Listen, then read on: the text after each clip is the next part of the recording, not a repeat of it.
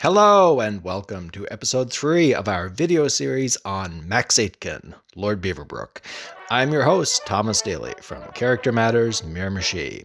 Last time we covered Max Aitken's explosive British arrival and dynamic debut in business and politics across the pond, his knighthood and his peerage.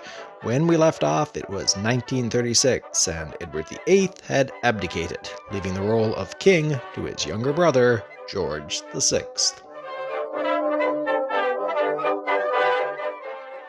In September of 1936, the Daily Express published an opinion piece by former Prime Minister David Lloyd George.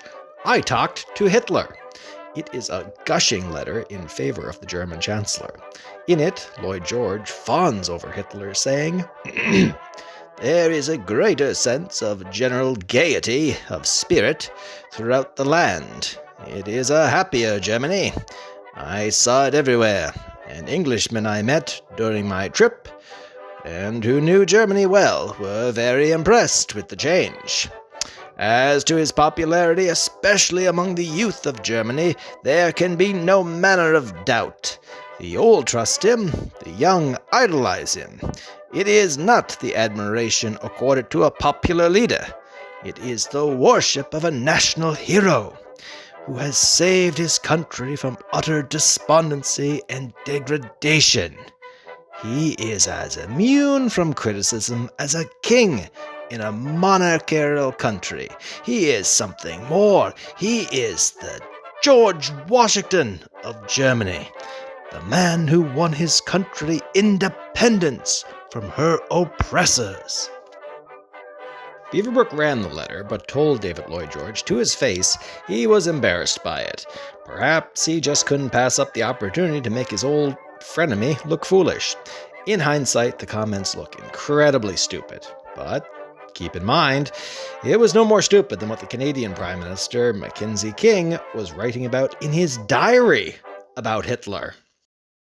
Mackenzie King's diary.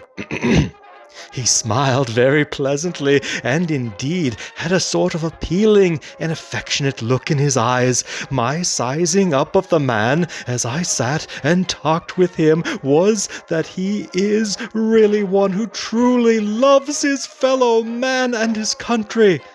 His eyes impressed me the most of all. Today, that would be described as a man crush, but there was one person, one politician, Hitler could not seduce. That was the old British bulldog, Winston Churchill. Churchill began warning people about Hitler all the way back in 1933. Hitler's rhetoric was not lost on the veteran statesman. These National Socialist concepts, combined with forceful words directed at certain groups, was cause for alarm. But it was more than just words. Churchill noticed the increased military spending that was taking place, that Germany was developing a powerful air force, the Luftwaffe, at a time when Britain had reduced their own air force spending. Lord Beaverbrook, like many, supported neutrality at first. Even when Germany remilitarized the Rhineland in March of 1936, violating the Treaty of Versailles, Beaverbrook used his newspapers to argue against Britain taking action to enforce the treaties it had signed. He cited that the treaties were unfair to Germany. He even supported the Munich Agreement in 1938, which granted Germany parts of what was Czechoslovakia, all in hopes it would settle things on the continent. It didn't work. By the spring of 1939, Germany had seized control of all of Czechoslovakia. Not long after the Munich Agreement came to be known as the Munich Betrayal. Beaverbrook even held out hope that his old friend, the Duke of Windsor, formerly King Edward VIII, would be able to secure a peace plan with Germany. The Duke had met Hitler, even spent some time with him at a mountain retreat when he toured Germany in 1937. They exchanged friendly letters for some time after. As late as May of 1939, the Duke of Windsor was saying things like, "Britain should be doing all in its power to come to terms with Nazi Germany." Time was ticking away, and it's apparent that Lord Beaverbrook hoped that the war would be avoided, even in the midst of the Danzig crisis. No, not that Danzig. Danzig, presently known as Gdansk, Poland. After much debating, Britain and France declared that they would go to war to defend Poland if Nazi Germany should invade. On September the 1st, 1939, after much rumbling from all sides, Germany invaded Poland. 2 days later, the combined forces of the United Kingdom and France declared war on Germany. Although Beaverbrook himself wasn't happy with the idea of war, his newspapers took a patriotic stance, and he told people, that is what people need to hear. Canada entered World War II on September the 10th, and about 2 months later, the first troops arrived in Britain. On September the 17th, the Soviet Union invaded Poland under orders of Joseph Stalin. Remember that. They weren't always our ally in World War II. On September 27, 1939, the capital Warsaw surrendered to German troops. Poland holds out for another 9 days before finally submitting. For the majority of 1939, countries are either declaring neutrality or war against Germany. On December 13, 1939, British cruisers defeated a German pocket battleship at the Battle of the River Plate, the first major naval engagement of World War II. Rule Britannia, rule the waves, Britons never will be slaves. Just one problem. Contrary to past wars, this one wasn't going to be fought on the water. It was going to be fought in the air. And Germany is ready for a war in the air. After the invasion of Norway, on April the 8th, the British Parliament realized they needed a new leader. Neville Chamberlain had been the Prime Minister for the past 3 years. In those 3 years, he had cut defense spending, ran on a policy of appeasement towards Nazi Germany, and was, by most accounts, a weak leader. Fun fact, throughout the 1940s and 50s, Chamberlain was one of the most popular names for pigs in the United Kingdom. Tragically, he died in November of 1940 before he could ever witness his pig name legacy. May 10th. Of 1940, Winston Churchill became the Prime Minister. The same day, Germany invaded Belgium. Right away, Churchill contacted his old friend Lord Beaverbrook and asked if he would serve as Minister of Aircraft Production, an extremely important and difficult job.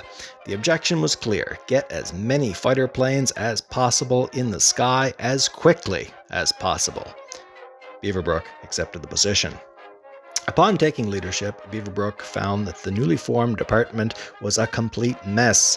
The existing plan they had for gaining aircrafts was to buy American planes, haul them across the border to Canada, disassemble them, fly the parts over to Britain, reassemble them, and then finally begin combat.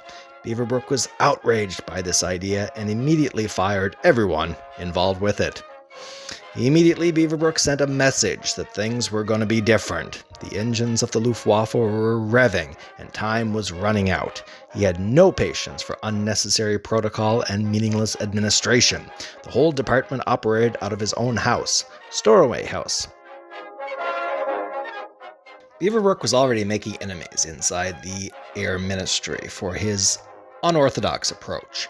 One source complained that few records are being kept, and most of the business is being conducted over the phone. And what was Max doing on the phone? Doing what Max did best, cutting deals. Whether it was lumber from K.C. Irving or aluminum from R.B. Bennett, he had plenty of wealthy and influential friends he could lean on, and they were happy to support the war effort however they could. Even the critics had to admit when Lord Beaverbrook called, people answer their phone. One minor setback came when he called Henry Ford. Beaverbrook was looking to make a deal for engines. However, Ford, being an American company, was wary about getting involved. This was the summer of 1940, and the United States had not yet taken a stand in World War II. Not wanting to risk public scrutiny, Ford declined. Now, not being one to give up, and in the ultimate flex of power, Beaverbrook hung up the phone and immediately called Rolls-Royce, a company that he had considerable shares in, and was still quite influential in the boardroom. After some sweet-talking, Rolls-Royce donated their powerful V12 Merlin engines to the cause. The engines came to be synonymous with the Hurricanes and Spitfires, so that worked out for the best. After all, Ford or Rolls-Royce? Honestly, which would you rather drive?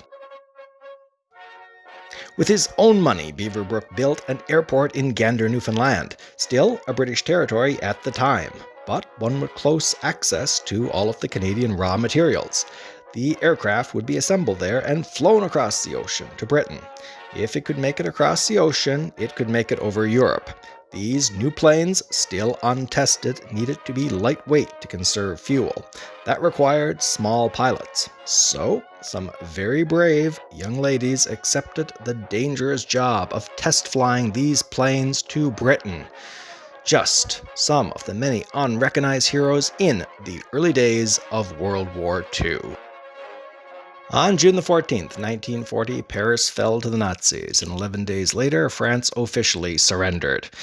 It came as a surprise. France had some of the most advanced weaponry, armored vehicles and warships. As a matter of fact, when the country fell, a fleet was still in the Mediterranean. Churchill asked Beaverbrook for advice on how to handle the matter, and it was Beaverbrook who minced no words. "We can't risk those ships falling into enemy hands. If they don't join us immediately, blast them to the bottom of the sea." The French hesitated, and that is exactly what happened. According to Beaverbrook, Churchill wept when he gave the order to sink the fleet, and in the process, killing 1,300 French soldiers. Lord Beaverbrook always showed a titanium backbone for criticism. There was many dour men in Parliament who were not fond of this determined Canadian. Beaverbrook drew no salary for his role as minister, paid for all his own staff, even paid for his own petrol, which somehow irked critics even more, believing he did so to boost his own reputation. Many of the career politicians who considered themselves experts felt the war would be fought long and leisurely, as in the past, that Britain would achieve maximum military strength by the middle of 1942.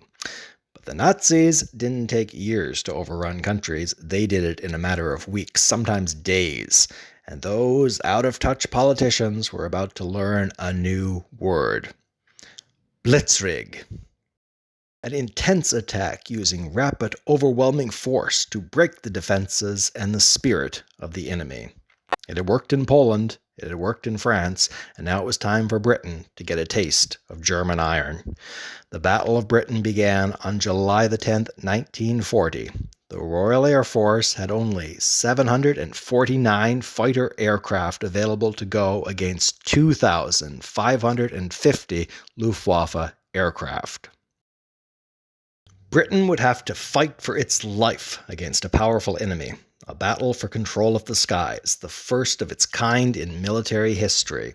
The older, solid, and easy-to-repair Hurricanes and the new high-speed Spitfires proved to be a fortunate combination. For months, engines howled and guns blazed in the skies above major British cities. For the next several months, fear and terror reigned. Factories were working around the clock to produce as many craft as possible. David Farrer, who served as Beaverbrook's personal secretary during World War II, wrote about how Beaverbrook would phone the factories himself and speak to the managers, ask if there were any problems or shortages, anything that needed his attention. The managers would be alarmed at first, then flattered that someone so far up the ladder in government wanted to speak to them. The next morning, there would be a telegram reading, "To the workers at the factory, my warmest congratulations on a splendid output." Small things like that went a long way with the common people. And it wasn't just wealthy industrialists Beaverbrook was courting favor with either. He launched the very successful Pots and Pans for British Plains program in his newspaper, and this saw people from all over the country handing over their excess cookware to be melted down and used for whatever purpose the military needed. And everyone got a personal letter from Beaverbrook. An example of the lengths that Beaverbrook would go to thank people. It was outstanding. When a 5-shilling postal money order was sent to the ministry from a baby named Keith Whitfield, the following letter was sent out, hand-signed by Beaverbrook. Dear baby Keith Whitfield, I send you my thanks for the money that you have sent me. I will use it to make the Air Force stronger, so that it will protect our homes, and I admire the patriotic spirit which you have shown. Yours sincerely, Beaverbrook. When Lord Beaverbrook took office, Britain had more trained pilots than they had aircraft for. It was so bad that the American ambassador to the United Kingdom, Joseph Kennedy, told the President Roosevelt, "Britain is finished." But Britain wasn't finished. The Beaver, a nickname he had been affectionately given by Churchill, was working tirelessly. He was finding ways to gather resources, build planes, fix and refurbish existing ones. The Germans, they were losing more aircraft than they anticipated, and they were getting desperate. So they began to strike at the heart of English historical and cultural landmarks.